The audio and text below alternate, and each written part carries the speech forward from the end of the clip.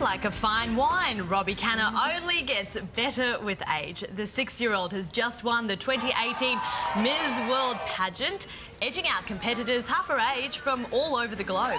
She strutted her stuff in fitness wear and an evening gown and impressed with interview questions and panel questions. And while Robbie shone in sparkling dresses and incredibly high heels, the newly crowned beauty queen used her platform to highlight a charity very close to her heart. And the very gorgeous Robbie Canner joins us to talk all about it.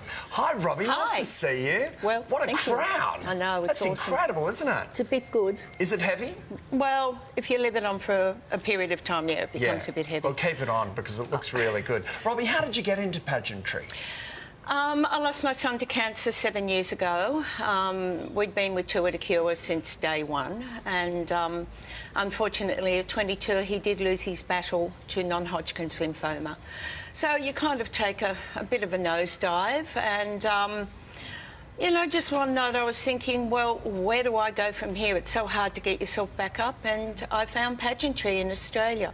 So I went, I can do that. There's always been the little inner beauty queen inside. So first runner-up in the first one and a free invitation back, and it's gone from there. Fantastic. And you won, but you were up against women as young as 26. Yep. Was age ever a factor or No. difficult? No, I remember flying over there and I'm going, wow, what am I doing here? I would turn 60 on the 8th of June. The judging was the 17th. And I went, well, you know what? I wouldn't have been asked over here and representing Australia. So I remember walking into orientation and I've looked around and I've gone, oh, my goodness. And it lasted about 3 minutes because everyone was fabulous. We all got on like old mates, old friends. I went, just go do it. And You won it. I won it. Now, you're no stranger to modelling. You've been doing it your whole life. But tell us about these pageants, because we hear rumours that they can get a little bit cutthroat and catty backstage. No, look, you might see it occasionally, but when you're sort of there, we just all got on like a house on fire, and yeah, we're still friends and we're on Facebook, and if there's anything going on overseas, they all sort of fly in and we all meet up and have a catch-up, and no, it's really... Does the mum come out and you, like, for instance, if someone's got lipstick, you're licking your thumb and sort of rubbing it off and all that sort of thing? Yep, and doing the zips up. Yeah, it's all there. It's all a part of it. It's the full pageant, Robbie. What was it like when you got to the panel questions? Were you nervous? Because you don't know what's coming, do you? No.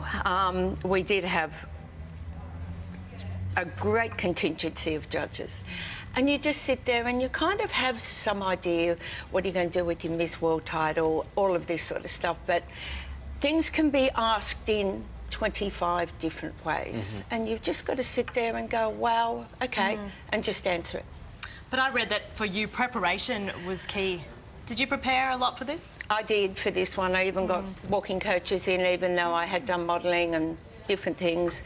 I got Corinne Tansley in, who was fabulous. She's here from Sydney, and just really went to the next level of prep. And yeah, it definitely paid off. Tour de Cure is such a wonderful charity, and it's something that's very close to our heart, especially here at 7. Robbie, what does it mean to you? What do you love most about raising money for Tour de Cure? Well, Tour de Cure in itself, especially being there since day one, like, we left Brisbane, they said head south to Sydney, and I think we raised 420,000.